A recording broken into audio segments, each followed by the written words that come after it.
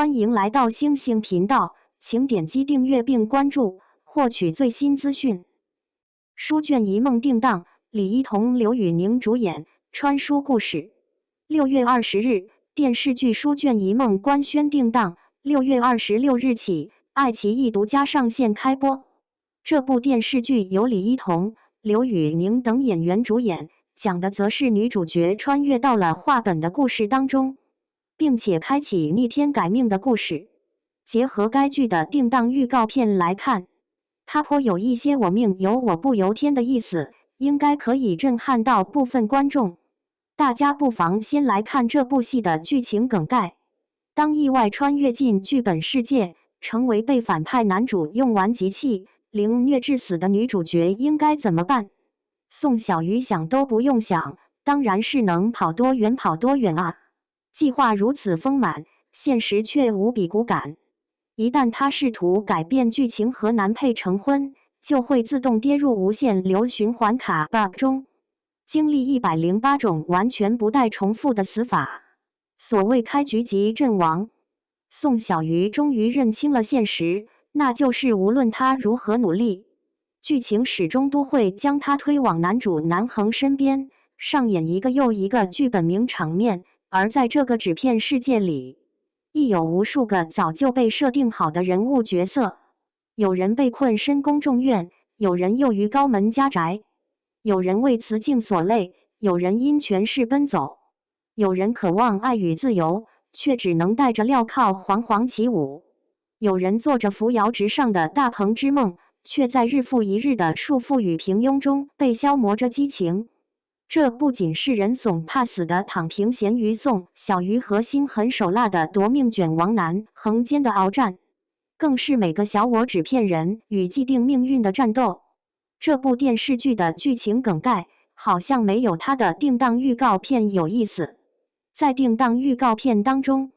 重点突出了女主角是纸片人的身份，让观众们有一种强烈的代入感，继而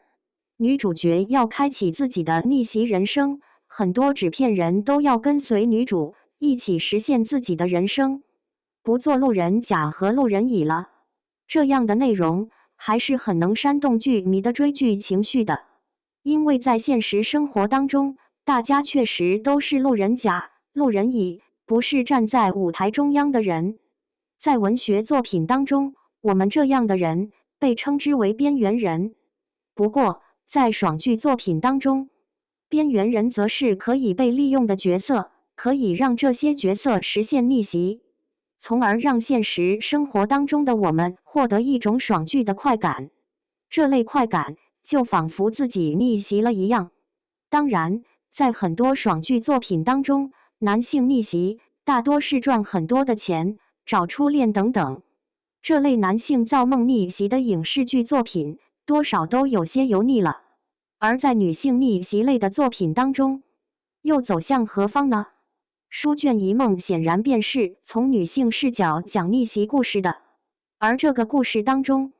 又不仅仅是找帅气的男朋友，获得更好的社会地位等等。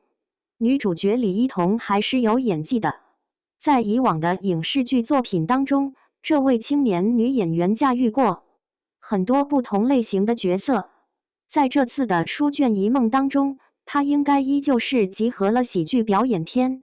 赋和侠女表演天赋为一身的。因为李一桐有演技，所以这部电视剧不会给观众呆板的感觉。至少在女主角这个维度上，这部戏是非常有趣的。男主角刘宇宁方面，则刚刚扑接了一部名为《紫川之光明王》的电视剧，当然他担任男主角的折腰，播出的数字成绩就非常好。这是一位不扛剧的男演员，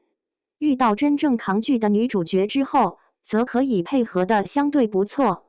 所以这次的书卷一梦主要还是看李一桐的表演。刘宇宁演技相对单薄，该剧第一署名编剧任庄柳有《宁安如梦》这部作品，豆瓣评分6.8分，还算是不错。至少在商业剧作品当中拿这个成绩便可以了。该剧导演是郭虎，他曾有《莲花楼》这样的爆款剧作品。